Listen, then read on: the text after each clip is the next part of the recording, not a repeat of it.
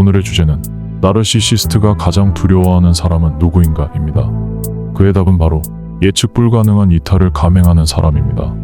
이 주제를 통해 여러분은 나르시시스트와의 관계 속에서 일어나는 미묘한 심리게임, 그리고 그들이 본능적으로 두려워하는 유형의 사람들에 대해 깊이 이해하게 될 것입니다.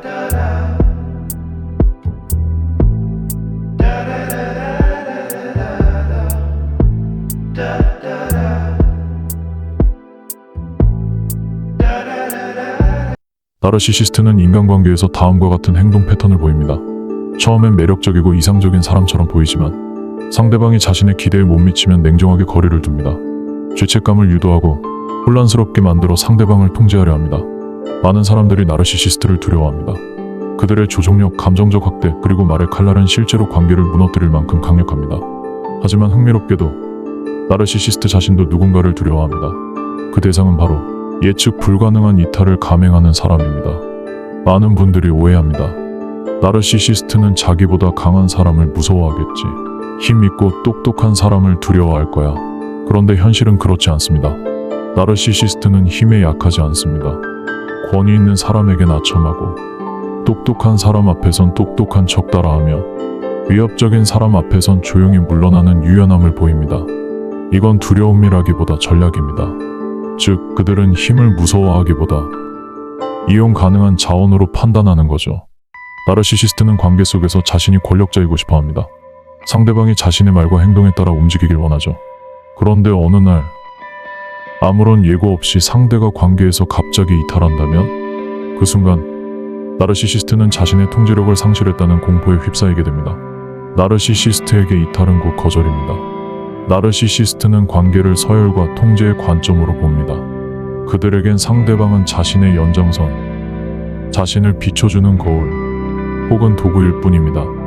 그런데 어떠한 예고도 없이, 감정적인 반응도 없이 조용히 등을 돌리고 떠나는 사람을 만나게 되면 그들에게 이는 단순한 이별이 아니라 너는 더 이상 가치 없어라는 말로 들립니다.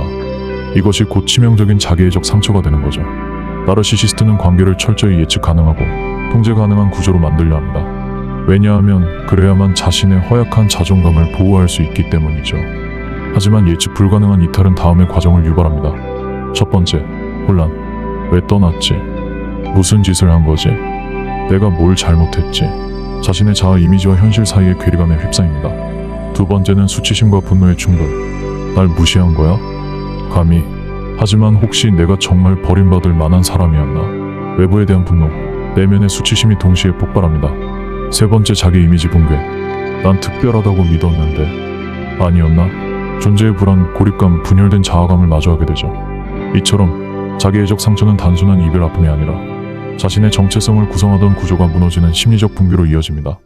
일상적인 예로 들어본다면 남자친구는 나르시시스트였고 여친에게 다음과 같은 말을 자주 했습니다. 넌 나 없으면 안 돼. 다 너 위해서야. 나 말 안 들으면 너 후회할걸. 그러던 어느 날 여자친구가 어떠한 예고도 없이 연락을 끊고 SNS까지 모두 차단했습니다.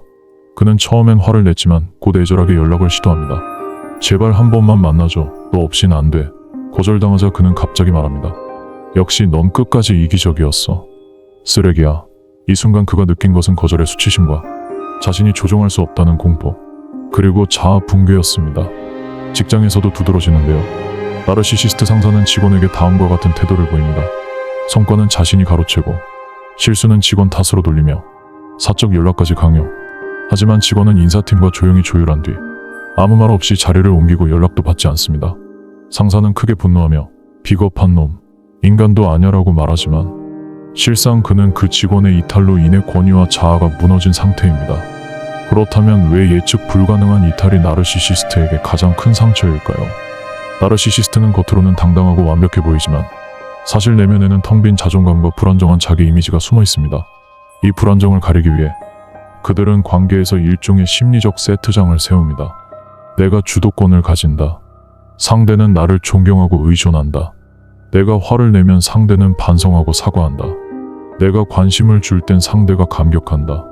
이 세트장 안에서만 자신을 유지할 수 있는 겁니다.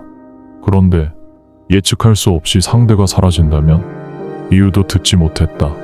감정적 대화도 없이 떠났다. 연락도 차단당했다. 돌아올 기미도 없다. 이런 상황은 나르시시스트에게 있어 자신의 통제 시스템이 한순간에 무너지는 심리적 지진입니다. 그들에게 이건 단순한 이별이 아니라 넌 더 이상 내 삶에 영향력 없어. 나는 너를 조종할 수 없어라는 선언처럼 들립니다. 이것이 자기애적 상처의 핵심이자 가장 뼈아픈 지점입니다. 이탈한 상대는 설명도 감정도 남기지 않았습니다. 그건 곧 당신은 설명할 가치도 없는 사람입니다. 당신은 내 인생에서 사라져도 아무 감정이 없습니다. 무언의 메시지를 전달한 것이고 이 메시지는 나르시시스트에게 있어 존재 자체가 무의미하다는 부정으로 받아들여집니다. 그 결과 그들은 스스로 묻기 시작합니다. 내가 정말 하찮은 존재였나? 내가 무시당할 만큼 가치 없던 사람인가? 난 그냥 버려도 되는 존재였던 거야? 이런 생각은 극심한 수치심과 함께 내면 깊숙한 곳을 찌릅니다. 자기애적 인격은 겉으로 강해 보이지만 실은 외부의 반응에 전적으로 의존합니다. 그런데 그 반응을 완전히 끊어버리는 사람이 등장한 순간 그들의 자존감은 완전히 고립 상태에 놓입니다. 이때 나타나는 반응은 다음과 같습니다. 혼잣말과 망상 속에서 상대를 재구성하려 합니다. 그 사람이 이상했어라는 내적 합리화 반복. 하지만 그 어떤 방식으로도 자존감을 회복하지 못합니다. 새로운 대상에게 집착하거나 과도한 인정 욕구로 대체합니다. 이러한 자존감의 붕괴는 장기적으로 그들을 더욱 공격적이고 집착적으로 만들 수 있습니다. 예측 불가능한 이탈은 다음과 같은 극단적 감정의 폭발을 일으킵니다. 나를 어떻게 이런 식으로 버릴 수 있어? 내가 뭘 잘못한 거지? 이런 기분, 너무 익숙한데 또 버림받았어. 걘 원래 문제가 많은 애였어. 내가 어떻게든 다시 끌어올 거야. 이렇게 정서적으로 불안정한 상태는 주변 사람들에게도 독이 되며 새로운 관계에서도 반복됩니다. 결과적으로 그들은 이렇게 반응합니다. 계속 집착합니다. 후버링 시도, DM, 미련 남는 메시지 등으로 상대의 반응을 끌어내려 합니다. 반응이 없을수록 집착은 더 심화됩니다. 폄하하고 무시합니다. 걔는 원래 문제가 많았어. 생각보다 멍청한 애였지. 심리적 자기방어 기제로 과도한 폄하 행동합니다. 주변에 험담 퍼뜨립니다. 지인들에게 의도적으로 왜곡된 이야기를 전달합니다. 자존심 회복 및 공감 유도 목적이죠. 절대 잊지 못합니다.